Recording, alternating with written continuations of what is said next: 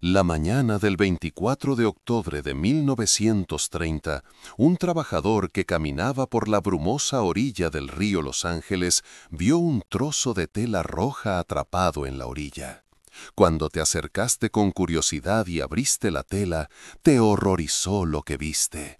Dentro había un brazo humano cortado limpiamente. El padre Schmid, responsable de uno de los escándalos religiosos más oscuros de la historia de Estados Unidos, pasó a la historia como el único sacerdote católico ejecutado y dejó tras de sí un legado aterrador. Esta inquietante historia de terror, recopilada a partir de registros históricos reales y expedientes judiciales, no es apta para espectadores sensibles. Si deseas seguir viendo historias de terror reales, con elementos históricos y religiosos, te pedimos que te suscribas al canal, le des me gusta al video y escribas en los comentarios desde qué país y ciudad nos escuchas. Iluminemos juntos los secretos más oscuros del pasado. Capítulo 1. Las sombras de la misión. Y no es maravilla, porque el mismo Satanás se disfraza como ángel de luz. Así que no es extraño si también sus ministros se disfrazan como ministros de justicia. Corintios 11, 14, 15. Los Ángeles, 1930. Mientras la Gran Depresión destrozaba el sueño dorado de Estados Unidos, las colas de desempleados se alargaban con las primeras luces del alba en las calles de la ciudad y se disipaban con la oscuridad del atardecer. El colapso de Wall Street en octubre de 1929 había llegado en oleadas al oeste. Incluso en los soleados valles de California, las sombras se alargaban y se agudizaban. Los magníficos teatros de Broadway habían cerrado. Las mansiones victorianas de Bunker Hill se habían convertido rápidamente en pensiones y se habían establecido campamentos de tiendas de campaña a orillas de las aguas turbias del río Los Ángeles. La ciudad se había convertido en un infierno para los que llegaban con esperanza y se quedaban con la decepción. Pero en algunos rincones de Los Ángeles el tiempo fluía de manera diferente. En los recodos del Arroyo Seco, los blancos muros de las antiguas misiones españolas seguían en pie. Estas construcciones, erigidas a finales del siglo XVIII por los frailes franciscanos, se utilizaron para cristianizar a las tribus indígenas Tongva. 200 años después, durante la crisis económica de los años 30, las misiones seguían desempeñando la misma función: alimentar a los pobres, consolar a los solitarios, perdonar a los pecadores. O al menos eso parecía. La misión de Nuestra Señora de los Dolores era una estructura encajada en las estribaciones de las colinas al norte de la ciudad. Su techo de tejas rojas, sus paredes encaladas y la fuente seca de su patio evocaban la época colonial. La iglesia se alzaba como una silueta negra contra el cielo rosado del atardecer, con su gruesa masa y su bajo campanario con aberturas en arco. Detrás de la misión, el lecho poco profundo del Arroyo Seco serpenteaba y, en la temporada de lluvias, las crecidas se vertían en el río LA y llegaban al Pacífico. En las temporadas secas, el lecho del arroyo no era más que tierra agrietada. Solo por la noche se llenaba con los aullidos de los perros callejeros. Este era el barrio de los inmigrantes mexicanos, los católicos pobres y los marginados de la sociedad. Se le conocía como Little Mexico. A finales de la década de 1920, la rebelión cristera en México había empujado a miles de católicos hacia el norte. Tras la revolución, el gobierno mexicano cerró las iglesias, expulsó a los sacerdotes y prohibió los servicios religiosos. Los que huyeron se refugiaron en las casas de alquiler barato de Los Ángeles, en los trabajos de las fábricas y en misiones como esta. La misión de Nuestra Señora de los Dolores era su último bastión. Y en la primavera de 1930 se nombró a un nuevo sacerdote para esta misión. El hombre que entró por la puerta de la iglesia parecía un padre cualquiera. Su sotana negra estaba bien planchada. Tenía una expresión piadosa en el rostro y las manos juntas como en oración. Pero nadie sabía lo que esas manos habían hecho antes. Johann Baptist Schmidt nació el 3 de enero de 1878 en las nevadas colinas de Baviera, en un pequeño pueblo cerca de Múnich. Su familia era pobre, su papá era jornalero y su mamá había dado a luz a 10 hijos. Pero la mamá de Johann no era una mamá cualquiera. María Schmidt era una mujer que ardía en un profundo fanatismo religioso y que veía a su hijo como un elegido desde el momento en que nació. Johann tenía una mancha roja de nacimiento en el pecho, a la altura del corazón. María comparaba esa mancha con la herida que Jesús había recibido en el pecho al ser traspasado por la lanza.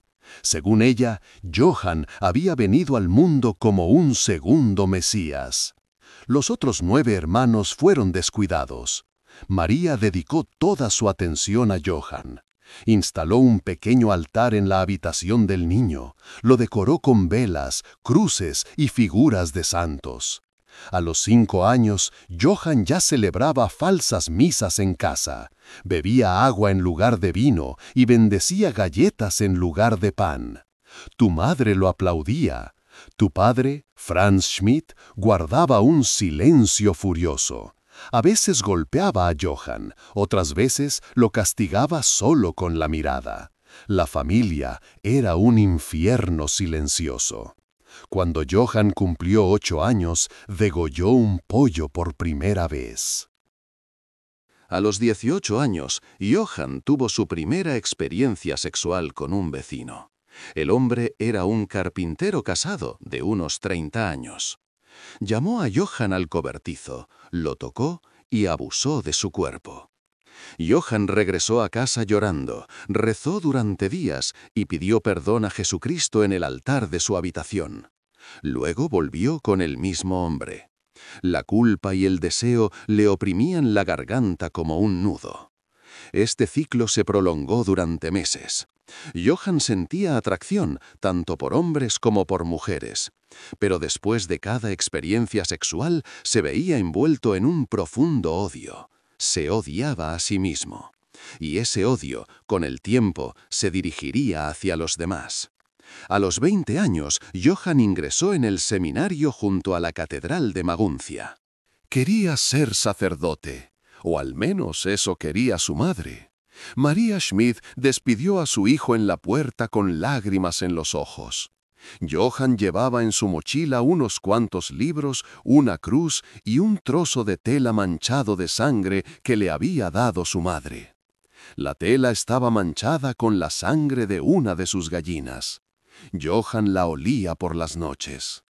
En el seminario de Maguncia, Johann pronto destacó como un estudiante problemático.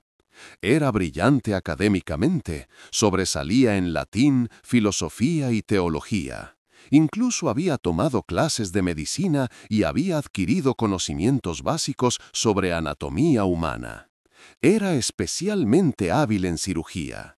Era más valiente y entusiasta que los demás estudiantes en las disecciones de cadáveres. Los profesores lo elogiaban por ello, pero tu comportamiento despertaba sospechas. Te acercabas demasiado a los demás estudiantes e intentabas tocarlos por la noche en el dormitorio. Luego salió a la luz un caso de falsificación de documentos. Johann había robado el sello del obispo y falsificado documentos para enviar solicitudes de traslado a otras iglesias y obtener dinero de los fondos eclesiásticos. En 1905 fue descubierto. Normalmente debería haber sido expulsado del seminario, pero el obispo de Maguncia no quería que el escándalo creciera. Se llegó a un acuerdo en silencio. Johann sería nombrado sacerdote, pero no habría ceremonia oficial. La Iglesia prefería ocultar la corrupción interna. Una noche de diciembre de 1906, pasada la medianoche, Johann Schmidt fue nombrado sacerdote en una capilla vacía, solo ante el obispo y un testigo. La ceremonia duró 10 minutos. No se rezó, no se celebró ninguna misa. Johann se vistió con el hábito sacerdotal, recibió el sello y salió en la oscuridad. Ahora eras el padre Johann Schmidt. Pero este nombramiento no era una bendición, sino una maldición. Entre 1906 y 1909, Johann Schmidt ejerció en varias iglesias de Baviera y Renania. En todas partes surgieron los mismos problemas: faltas de dinero en la caja de la iglesia, relación inapropiada con los monaguillos, quejas de los feligreses. En una iglesia, la familia de un niño de 12 años acusó a Schmidt de abusar sexualmente de su hijo en el confesionario. Una vez más se encubrió el escándalo y Schmidt fue trasladado a otra diócesis. La jerarquía eclesiástica creía que la solución al problema era el traslado, como si la distancia geográfica fuera a borrar el pecado. Luego, en la primavera de 1909, las cosas se descontrolaron por completo.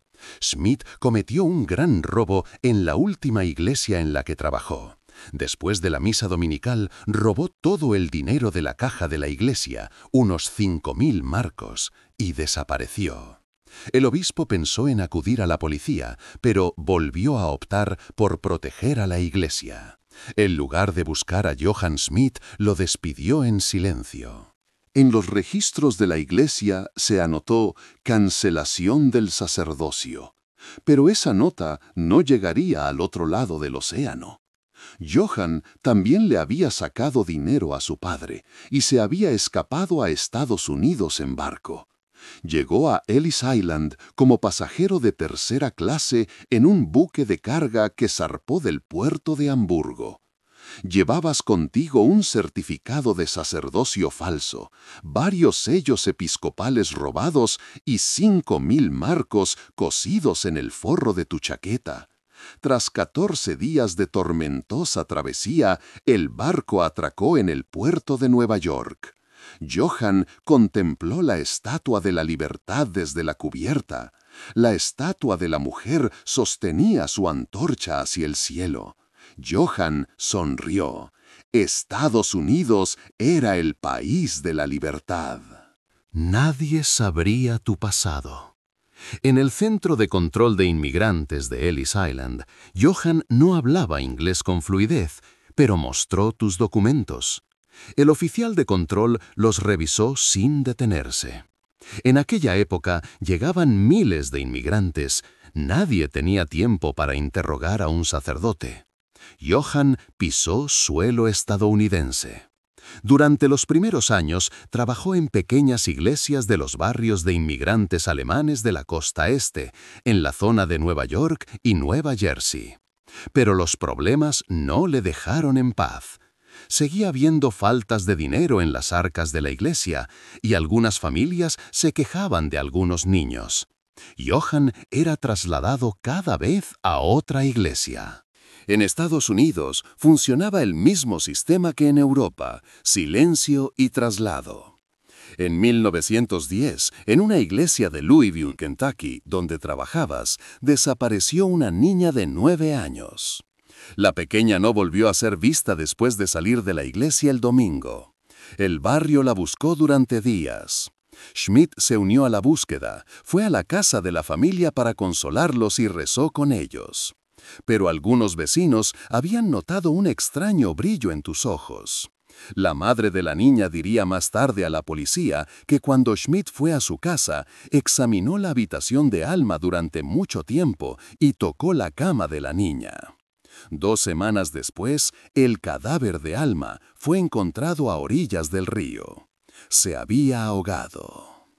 El cadáver presentaba unos extraños cortes, pero la policía los atribuyó a las piedras del río. La policía interrogó a Schmidt, pero no encontró pruebas concretas. La muerte de la niña se registró como accidental. Johann fue trasladado a otro estado unos meses después. La iglesia de Louisville decidió seleccionar a sus sacerdotes con más cuidado, pero nadie sabría nunca cómo había muerto realmente la niña. Entre 1913 y 1926, Johann permaneció en la costa este, Nueva York, Pensilvania, Maryland. En todas partes seguía el mismo patrón. Los primeros meses era un buen sacerdote, luego surgían las sospechas y finalmente era trasladado. Pero en 1926 ya le resultaba imposible permanecer en la costa este. Demasiadas iglesias lo conocían. Tenía que irse al oeste. California, 1926. Johann Schmidt bajó en la estación de tren de Santa Fe. Los Ángeles te recibió con un sol deslumbrante, palmeras, amplias avenidas, el viento que traía el aroma del Pacífico. Este era un nuevo comienzo. O al menos eso debería haber sido.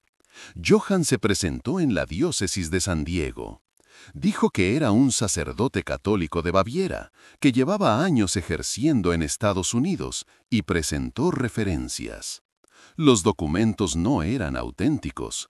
Johann había aprendido a la perfección a falsificar documentos a lo largo de los años. El obispo de San Diego examinó los documentos y aceptó a Johann. Necesitaban sacerdotes, especialmente sacerdotes que hablaran español. Johann dijo que no sabía español, pero prometió que lo aprendería rápidamente. A principios de 1927, Johann comenzó a trabajar en una pequeña misión cerca de Pasadena. La misión prestaba servicio a los inmigrantes mexicanos pobres. En 6 meses, Johann comenzó a hablar español con fluidez.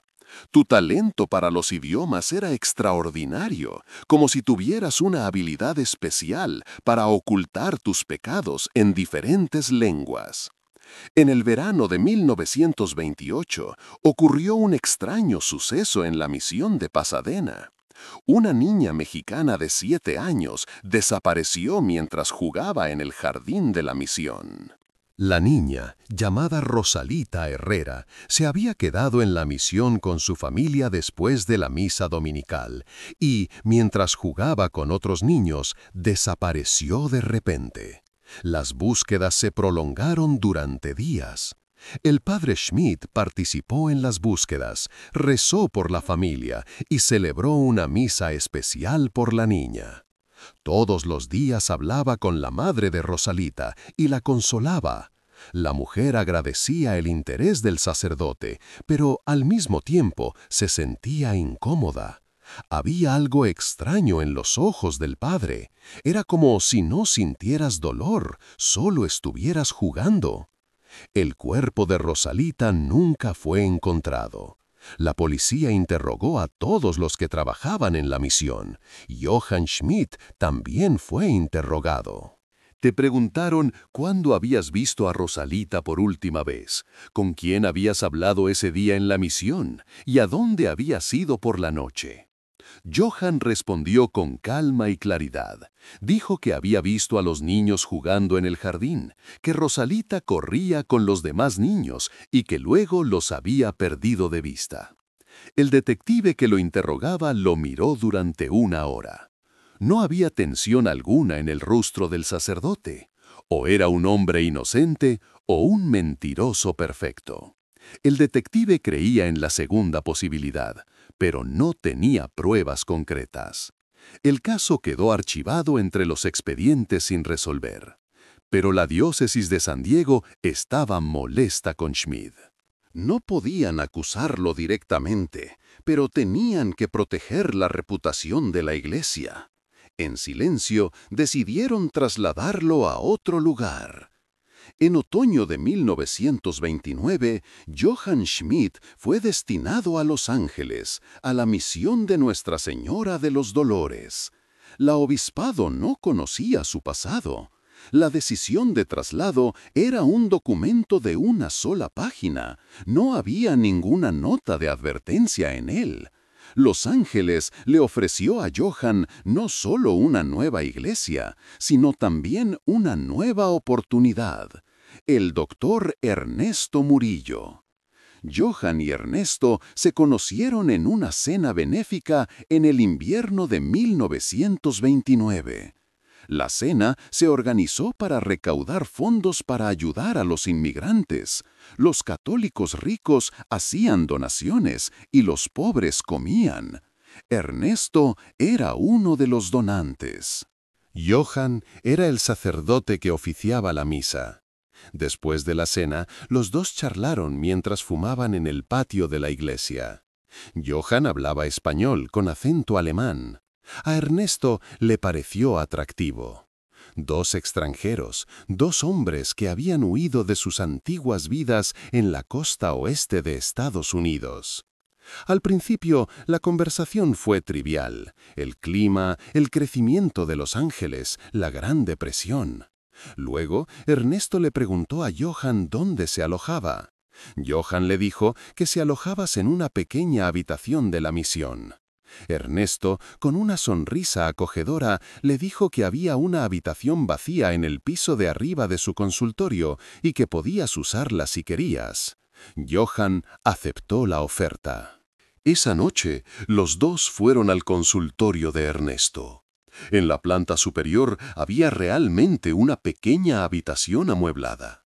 Pero antes de llevarte allí, Ernesto te mostró la habitación de atrás. Allí había una pequeña imprenta. Ernesto te mostró los billetes falsos. Eran billetes de $10, impresos con bastante calidad. Johann examinó los billetes. Eran realmente buenos.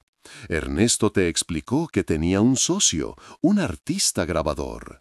Juntos habían preparado los moldes e importado papel especial. Pero había un problema. Era difícil poner en circulación el dinero falso. Gastar grandes cantidades despertaba sospechas.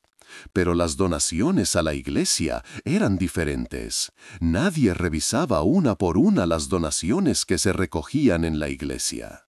Un sacerdote podía aceptar el dinero falso como donación y luego cambiarlo por dinero real. Johann miró a los ojos de Ernesto. La oferta era clara. Y Johann no era una persona que rechazara ofertas. La sociedad comenzó esa noche. Pero la sociedad no se limitó solo al dinero. Había química entre ellos, prohibida, peligrosa y deseada. Esa noche, Johann se quedó en la cama de Ernesto. En los meses siguientes, Johann se quedaba varias noches a la semana en la consulta de Ernesto. Durante el día ejercía de sacerdote en la misión y por la noche dormía en los brazos de Ernesto. Su relación no era solo sexual, era una especie de intimidad oscura. Ambos habían sido marginados por la sociedad, ambos llevaban vidas secretas, ambos infringían la ley. Ernesto no preguntaba por el pasado de Johann, y Johann tampoco se interesaba por los otros negocios de Ernesto. Ambos se sentían cómodos en la oscuridad del otro. La operación de falsificación de dinero funcionaba a pleno rendimiento a principios de 1930. Johann mezclaba billetes falsos con las donaciones recaudadas en las misas dominicales y, al contar la caja, los cambiaba por dinero auténtico. Luego llevaba el dinero a Ernesto y repartían las ganancias. Ganaban unos $300 al mes, lo que, durante la Gran Depresión, era una pequeña fortuna. Su relación duró hasta la primavera de 1930. Entonces, algo cambió. Johann empezó a visitarte con menos frecuencia. En lugar de quedarse en la consulta por la noche, se quedaba en la misión. Al principio no le diste importancia, pero luego sentiste curiosidad.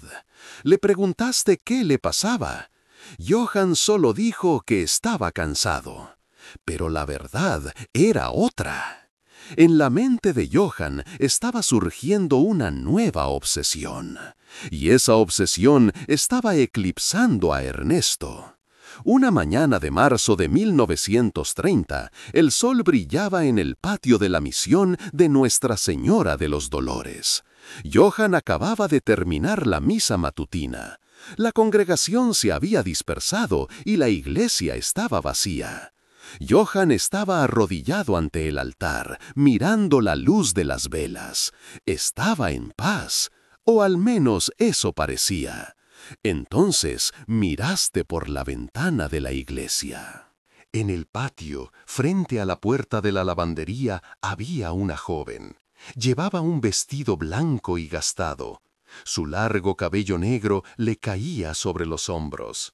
Tenía las manos juntas y la cabeza inclinada hacia adelante.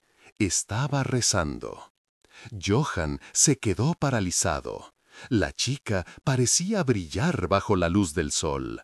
Había un aura a su alrededor, o al menos eso le parecía a Johann. La joven respiró hondo, abrió los ojos y entró en la lavandería. Johann se levantó, se acercó a la ventana, observó a la joven. Dentro de la lavandería, la joven levantaba una sábana y la doblaba. Sus movimientos eran lentos y elegantes, como si formaran parte de un ritual. Johann sintió algo en ese momento.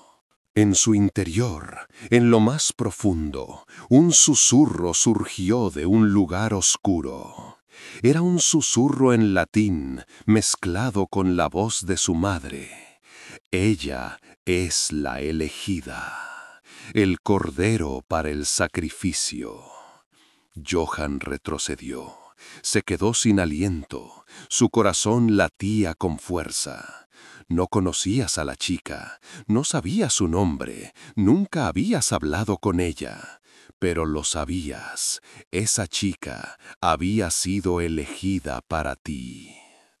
Johann comenzó a observar a Anna todos los días, por las mañanas cuando llegaba a la lavandería, al mediodía cuando comía en el patio. Johann la seguía constantemente. A mediados de abril, Johann estaba listo.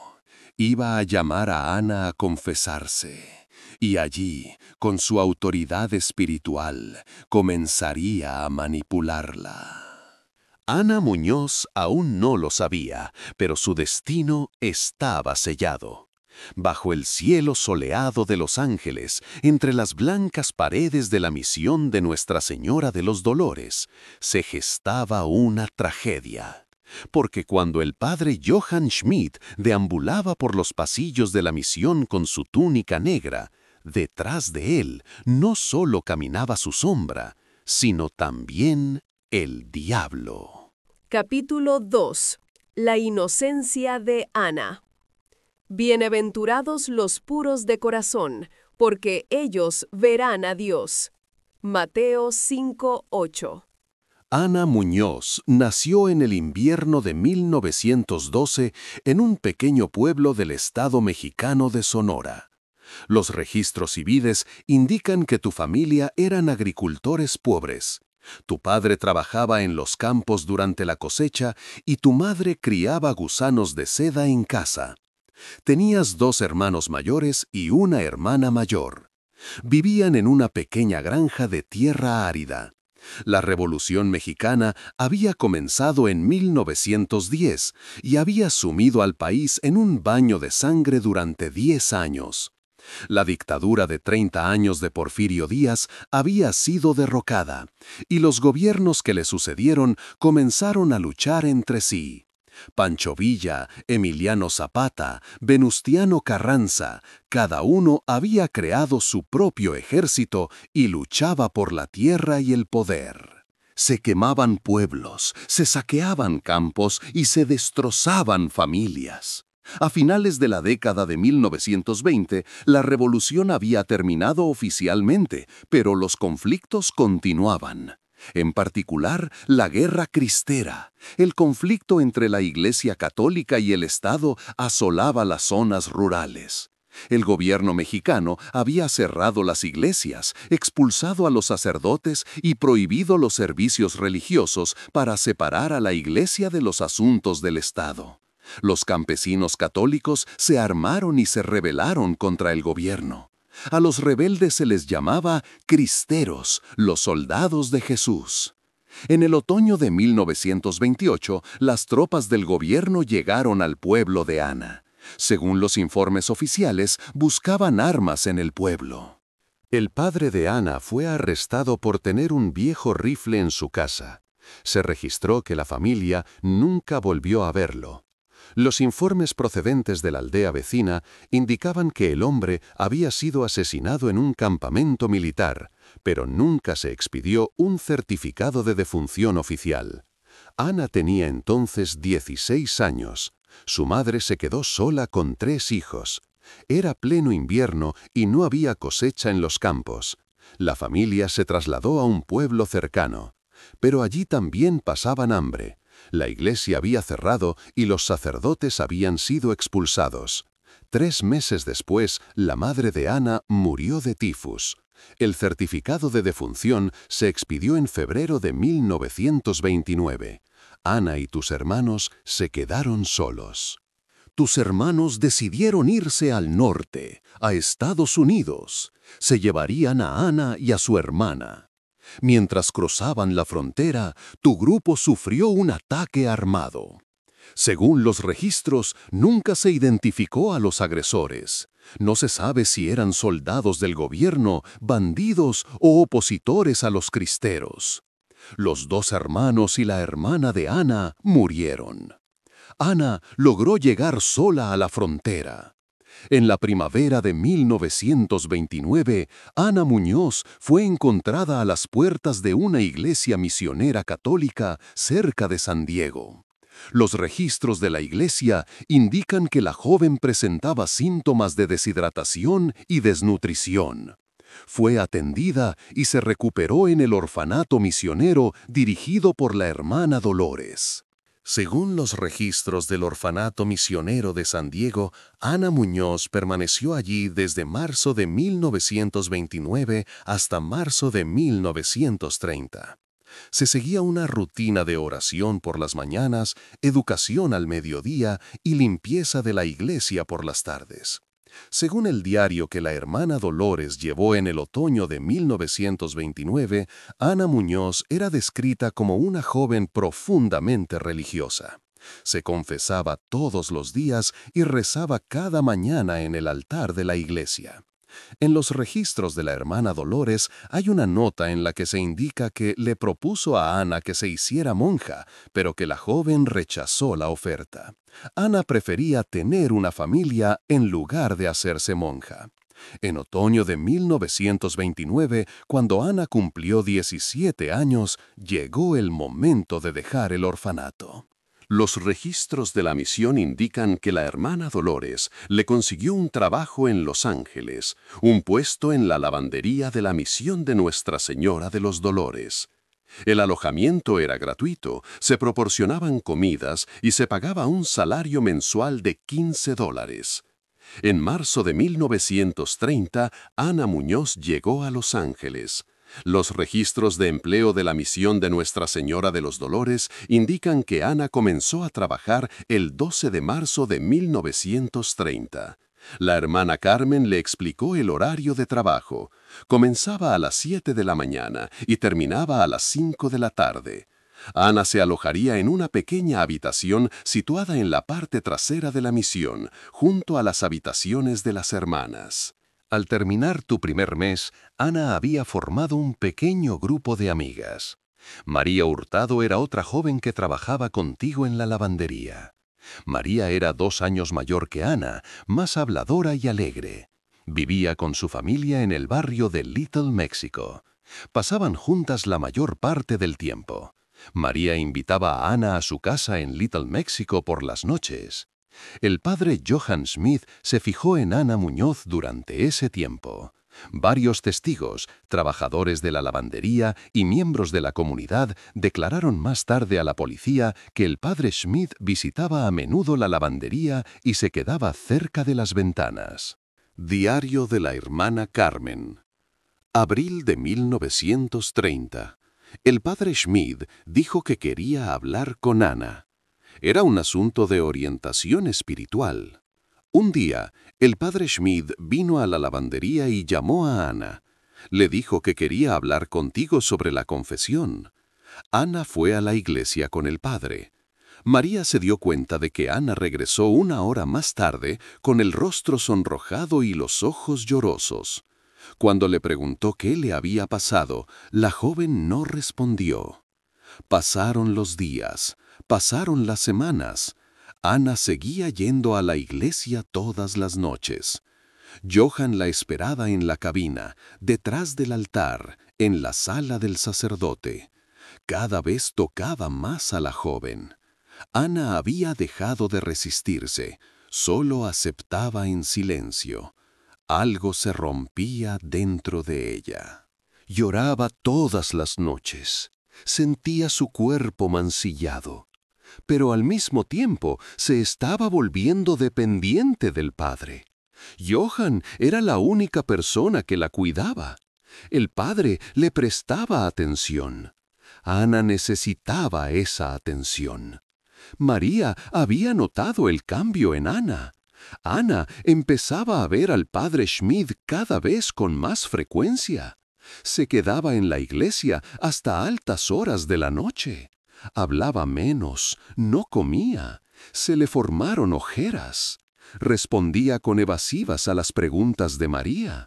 Cuando llegó el mes de mayo, Johann ya no solo abrazaba a Ana físicamente, sino también emocionalmente. Johann le dijo que estaba enamorado de ella, no en nombre de Dios, sino como hombre. Quiere casarse contigo. Dijo que podían casarse ante Dios, que como sacerdote podía hacerlo. Ana dudó, pero vio una esperanza, un esposo, una familia, lo que había anhelado durante años. Quizás Dios la había escuchado. Le dijo a Johann que confiaba en él. A principios de junio, Johann organizó una ceremonia de boda. En la iglesia, a medianoche, solo tú dos. Recitó oraciones en latín y español. Ana llevaba un vestido blanco. Johann te dio un anillo barato. Rellenó un certificado de matrimonio falso. Ana ya creía que era tu esposa. Johann te llevó a una antigua casa española que había alquilado cerca de Arroyo Seco. Por primera vez, Ana tenía un lugar propio, una casa, un esposo. Con el tiempo se acostumbró. Johann comenzó a tratarla como a una esposa. Por las mañanas preparaba café. Por las tardes volvía a casa. Parecía un matrimonio normal. Ana se convenció a sí misma. Tal vez este era realmente el plan de Dios. En junio y julio, Ana era casi feliz. Pensaba que había formado una familia. La joven siguió trabajando en la lavandería durante ese tiempo. Parecía más feliz, sonreía. Cuando llegó septiembre, Ana volvió a cambiar. Ese mes no había tenido la regla. Empezó a parecer enferma. Vomitaba por las mañanas. Le molestaban los olores de la comida. Estaba cansada y pálida. Se dio cuenta de que estaba embarazada. Ana le dijo a Johann que estaba embarazada. Johann se quedó paralizado. En sus ojos no había amor, había miedo. Ana quería decirte que era una buena noticia, que iban a tener una familia, pero Johann se levantó. Empezó a caminar de un lado a otro de la habitación. Se llevó las manos al pelo, murmuró palabras en latín. Cuando Johann se volvió hacia ella, tenía el rostro pálido. Necesitabas pensar, necesitabas consultar a Dios. Salió dando un portazo. Ana se quedó sola. Se llevó la mano al vientre. Una fría sensación de miedo se apoderó de ella. Johann no estaba contento. ¿Por qué? Johann era sacerdote. Los sacerdotes no podían casarse. Su matrimonio no era real. Solo ante Dios, no era oficial. Si el bebé nacía, Ana sería considerada una mujer soltera. La gente haría preguntas. ¿Quién es el padre? ¿Por qué no están casados? Y al final se descubriría la verdad, que un sacerdote había tenido una relación prohibida. La iglesia lo expulsaría. Si el obispo se enteraba, todo se acabaría. Después de esa noche, Johann comenzó a comportarse de manera extraña. Por las noches encendía velas y leía oraciones en latín. Estaba pensando en algo. Estaba tramando un plan. ¿Pero qué? Después de pensarlo durante días, comenzó a poner en práctica su oscuro plan. Se reunió con Berta Cepeda, que trabajaba como limpiadora en la consulta del doctor Ernesto Murillo. Johann Schmid le hizo una propuesta a Berta. Le pidió que contratara una póliza de seguro de vida a nombre de Ana Muñoz. Berta firmaría como Ana. A cambio, Johann le pagaría $50, una gran suma de dinero en aquella época. Berta aceptó. El 28 de septiembre de 1930 se suscribió una póliza de $5,000 en la Pacific Mutual Life Insurance Company. Beneficiario Johann Baptist Schmid.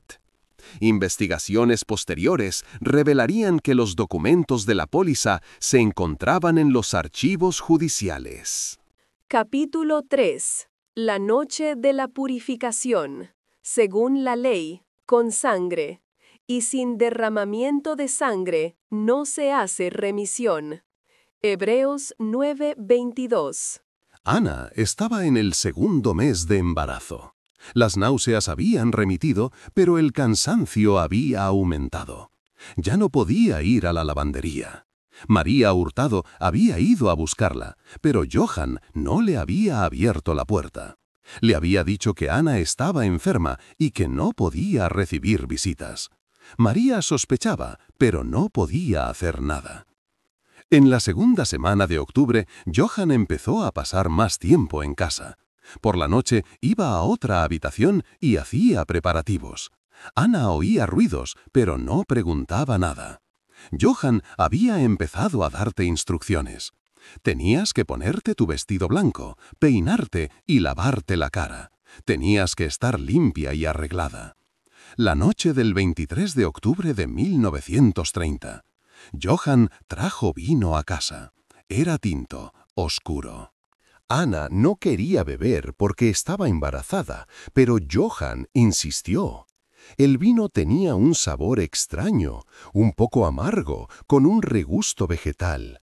Ana lo bebió por obligación. Una hora después empezó a marearse. Su cuerpo se volvió pesado. No podías mantenerte en pie. Te tumbaste en la cama. Se te cerraban los ojos. No podías controlar tu cuerpo. Estabas drogada. Johann encendió velas, 15, 20, quizá más. Las colocó por toda la habitación. La habitación se iluminó, pero las sombras bailaban en las paredes. La sombra de Johann parecía enorme, se extendía hasta las paredes del techo. Johann comenzó a recitar oraciones en latín. Tu voz era baja, pero resonaba en la habitación. Antiguas oraciones, antiguos rituales. Ella te oía, pero no entendía su significado. Solo sentía la vibración de tu voz. Tu mente estaba confusa. No podías moverte. Solo veías la luz de las velas. Y la sombra de Johann. Johann tomó el cuchillo que había preparado. Brillaba a la luz. La luz de la luna se colaba por la ventana y se reflejaba en el cuchillo. Brillaba como la plata. En la madrugada del 23 de octubre de 1930, en aquella noche oscura, en la silenciosa casa de Arroyo Seco, Johann Schmid puso el cuchillo en la garganta de Ana Muñoz. Con un solo movimiento le hizo una herida profunda. Ana Muñoz, de 18 años, embarazada, perdió la vida en una casa oscura de Los Ángeles. Johann se sentó junto al cadáver de Ana. Las velas seguían encendidas. Había terminado sus oraciones en latín. Ahora tenía que completar el ritual. Primero bebió la sangre de la inocente mujer y luego mantuvo relaciones sexuales con su cadáver. Cuando terminó, estaba amaneciendo. Ahora tenía que ponerse manos a la obra. La formación médica que había recibido en Mainz ahora le resultaba útil. Había diseccionado cadáveres, sabía anatomía. Sabías dónde estaban las articulaciones, cómo se separaban los músculos, cómo se cortaban los huesos. Esto no era diferente, solo era un cuerpo, ya no había alma. Cogiste el cuchillo y la sierra, separaste cada parte con cuidado, no te apresuraste, tenías que hacer cortes limpios. La sangre lo cubría todo, las sábanas, las almohadas, el suelo. Pero a Johann no le importaba. Ya lo limpiaría después.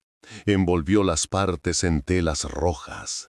Eran las telas del ajuar de Ana, las que había preparado para su boda. Ahora eran su mortaja. Johann puso piedras en cada paquete. Necesitaba peso. Tenían que hundirse en el río. Las telas tenían bordados en los bordes la letra A, el arte del bordado que Ana había aprendido en el orfanato. Había bordado tu propia letra en cada tela. Ahora esas letras eran un símbolo de muerte. Cuando terminaste, ya había salido el sol. Johann metió los trozos en una gran bolsa. Pesaba mucho.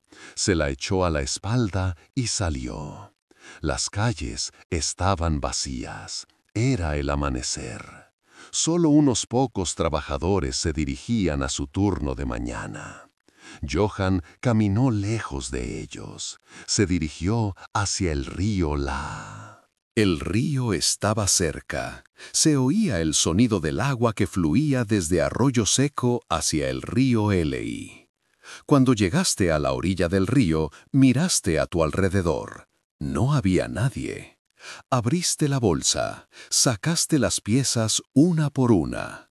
Telas rojas, paquetes lastrados con piedras. Los tiraste al agua. 1, 2, 3. Los paquetes tocaron el agua y se hundieron. La corriente los arrastró. Pero cuando el cuarto paquete tocó el agua, Johann se dio cuenta de que había cometido un error. No había puesto suficientes piedras. El paquete se quedó en la superficie. Johann se estiró para intentar cogerlo, pero la corriente se lo llevó. Se alejó. Johann quiso meterse en el río, pero ya era demasiado tarde. El paquete se alejaba con la corriente. Johann maldijo. En latín, alemán, español. Pero ya no había nada que hacer. Estaba amaneciendo. La gente se despertaba. Tenía que irse. Recogió la bolsa vacía. Regresó. En casa recogió las sábanas ensangrentadas, las almohadas, la ropa de Ana. Lo amontonó todo. Tenía que quemarlo por la noche. Llegaste a tiempo a la misa matutina. La congregación se reunió. Ancianas, familias jóvenes, niños. Todos estaban en el lugar que les correspondía un domingo por la mañana en la iglesia. Johann se paró frente al altar. Tu sotana estaba limpia, la había lavado rápidamente por la mañana y se la había cambiado. Tenía una expresión piadosa en el rostro y las manos juntas en señal de oración. Dirigiste la misa, recitaste oraciones en latín, la congregación respondía. Todo era normal. Nadie sabía que el hombre que estaba delante del altar había matado a una mujer unas horas antes, había descuartizado su cadáver y lo había arrojado al río. Cuando terminó la misa, Johann salió al patio de la iglesia.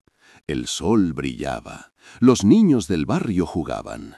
Johann los llamó, con voz suave, sonriendo. Les dio unas monedas y les pidió que recogieran leña. Iba a encender el fuego en casa y necesitaba mucha leña. Los niños corrieron contentos, recogieron ramas del lecho seco del arroyo seco, encontraron trozos de madera vieja, lo trajeron todo. Johann les dio las gracias y les dio unas monedas más. Los niños se alejaron felices. Por la noche, Johann encendió una gran fogata en casa, en el patio, debajo del olivo. La leña se encendió, las llamas se elevaron. Luego arrojó las sábanas manchadas de sangre. Arrojó el vestido blanco de Ana, las almohadas, las mantas, todo. Las llamas se elevaron, el humo subió al cielo. Los vecinos vieron el humo, pero nadie preguntó. Quizás estaba quemando basura o limpiando cosas viejas. Se acercaba el otoño y todo el mundo estaba haciendo limpieza. Johann se sentó junto al fuego, observó las llamas. No sentía nada en su interior, ni arrepentimiento, ni tristeza, ni miedo, solo vacío. El trabajo había terminado. Ana se había ido. El problema estaba resuelto. La mañana del 24 de octubre de 1930, un trabajador caminaba por la orilla del río LA. Manuel Ortega era obrero de la construcción. Iba temprano a su turno de mañana. Mientras caminaba hacia el centro, pasaba por la orilla del río. Vio algo, un trozo de tela roja. Estaba atrapado en el agua, en la orilla. No estaba en el fondo, sino en la parte menos profunda, atrapado entre las piedras. Manuel se detuvo. Miraste el trozo de tela. Te pareció extraño. Te acercaste con curiosidad. Tiraste de la tela. Pesaba mucho. Había algo dentro, duro y pesado. Cuando abriste la tela, se te cayó lo que tenías en la mano.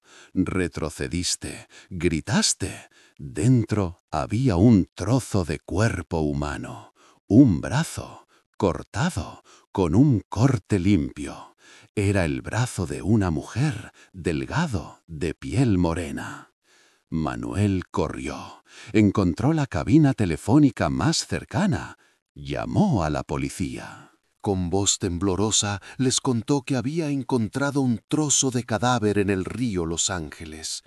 15 minutos después, los detectives de la policía de Los Ángeles llegaron al lugar. Manuel les mostró el lugar. Los detectives examinaron el paquete. Tela roja, dentro un brazo humano. Pertenecía a una mujer. Estaba cortado limpiamente, parecía profesional. Lo había hecho alguien que sabía lo que hacía. El detective John Ramírez era un veterano detective de homicidios. Llevaba 20 años en la policía de Los Ángeles.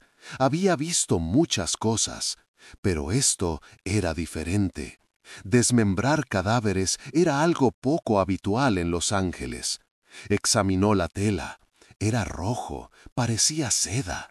Tenía un bordado, la letra A, cosida con hilo blanco. Había una pequeña etiqueta en el borde de la tela, la etiqueta del fabricante. Era de una tienda de telas del centro de Los Ángeles. Ramírez anotó la etiqueta. Irían allí. ¿Quién había comprado esa tela? ¿Y quién era esa mujer? Comenzaron a peinar la orilla del río. Quizás había más trozos. Buscaron durante 2 horas. No encontraron nada, pero la corriente podría haber arrastrado los trozos lejos, hacia el Pacífico. Ramírez dio instrucciones a su equipo.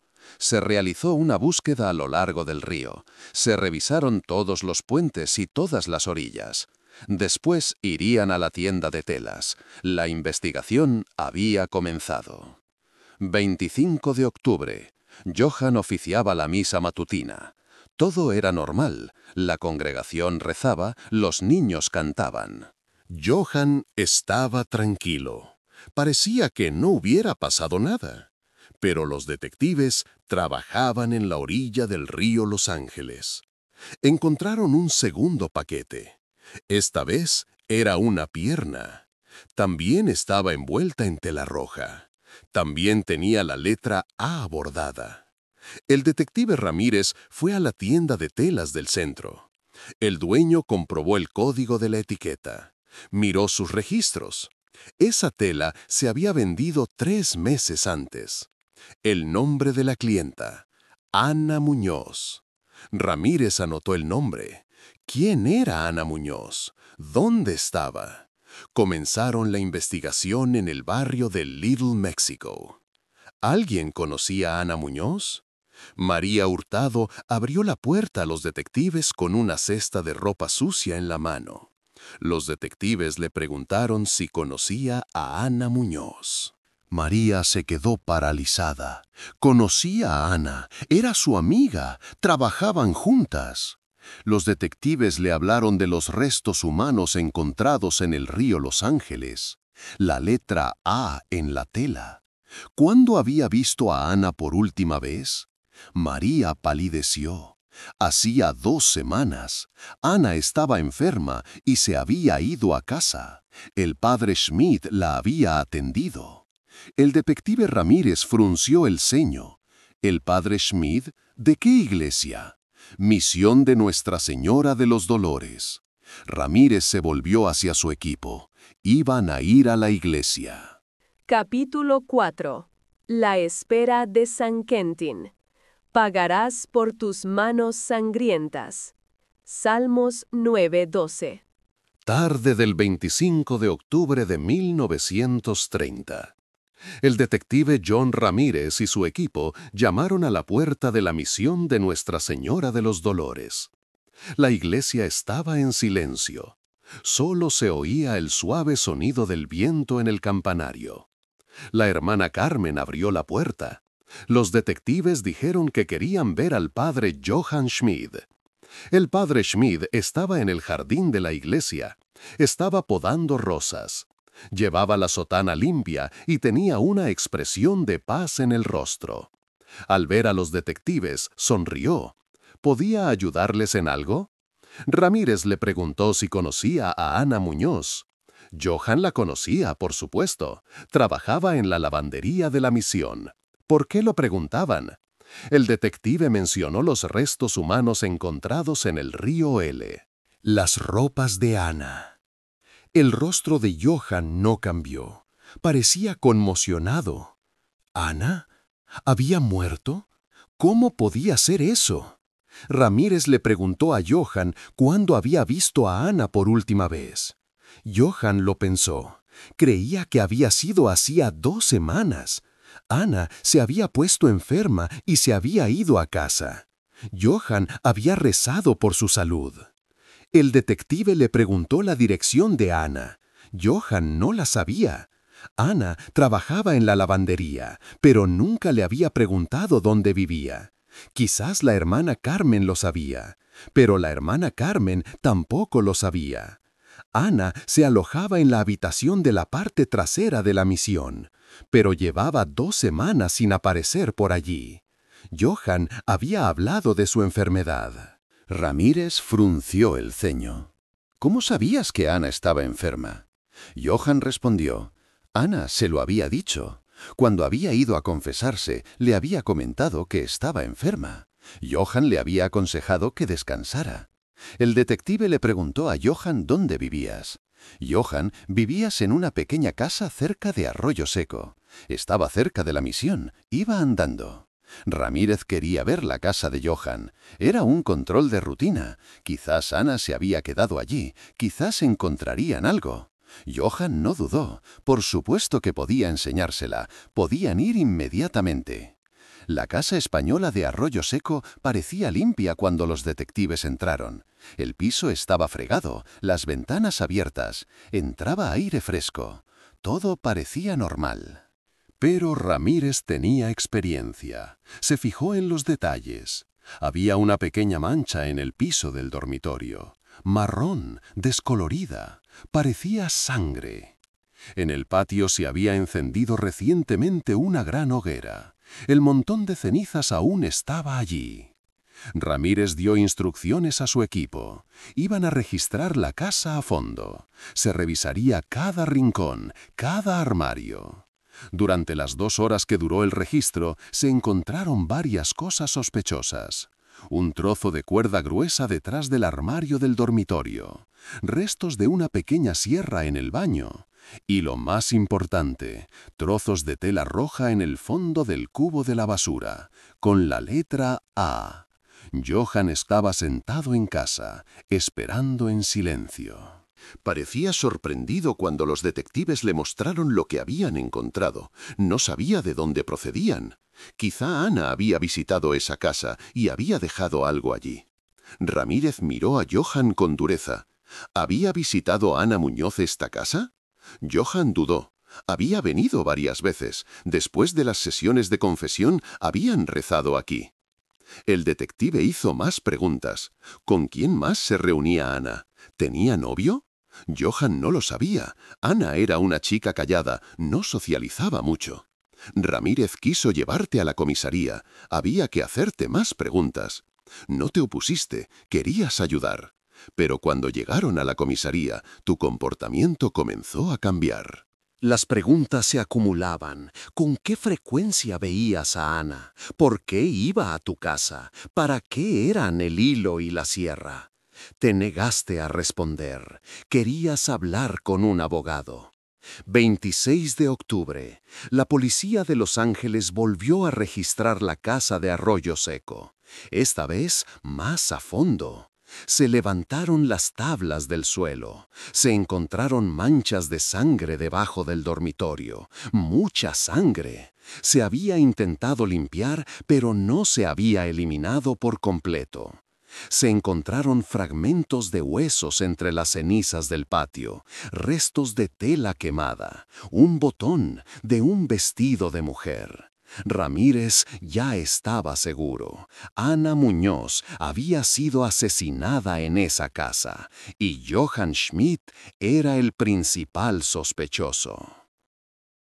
Johann fue interrogado de nuevo, esta vez con más dureza.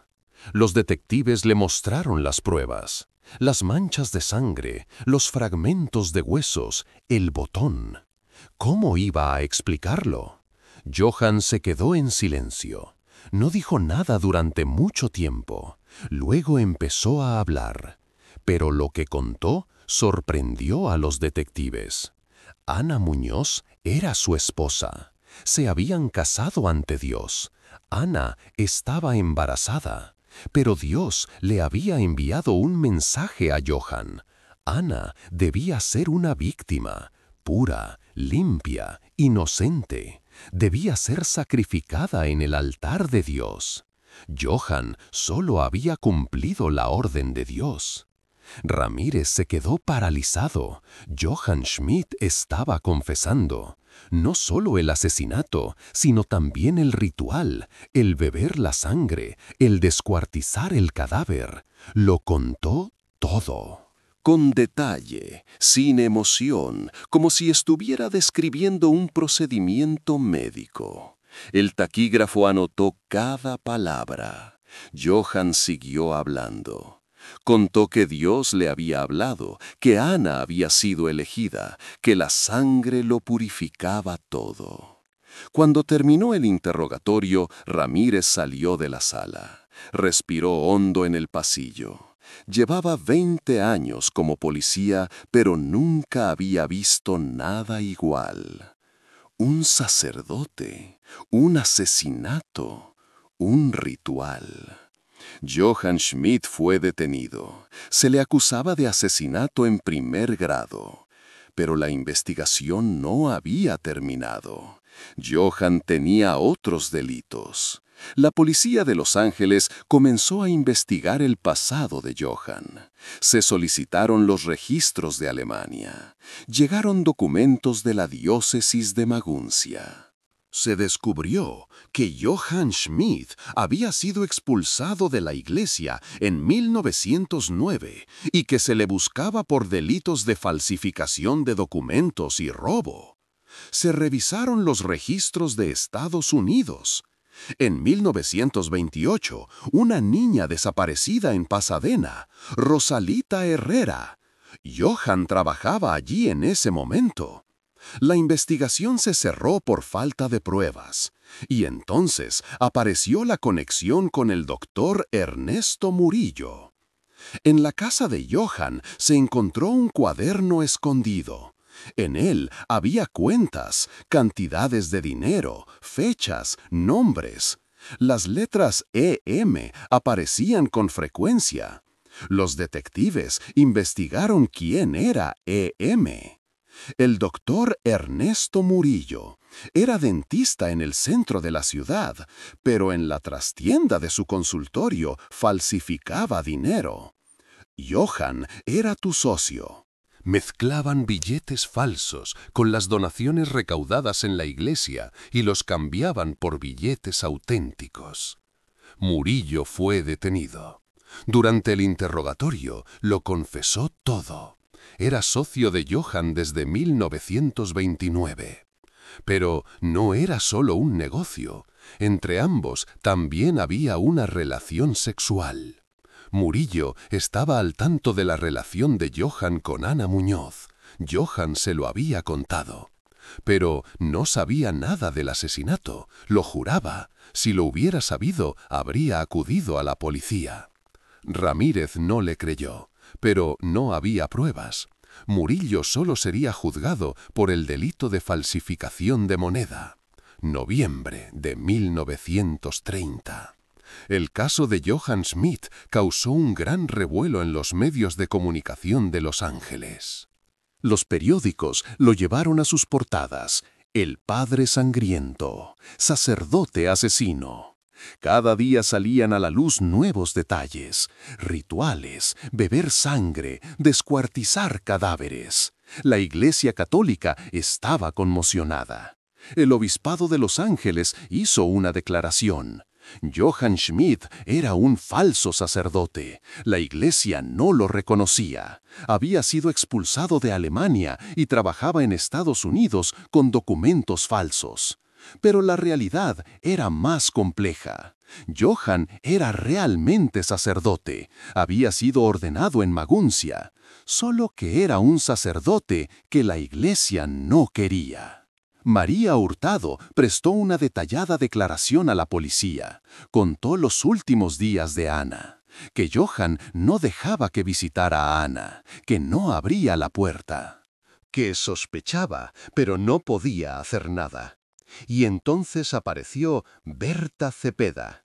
Berta era una mujer que trabajaba como limpiadora en la consulta de Murillo.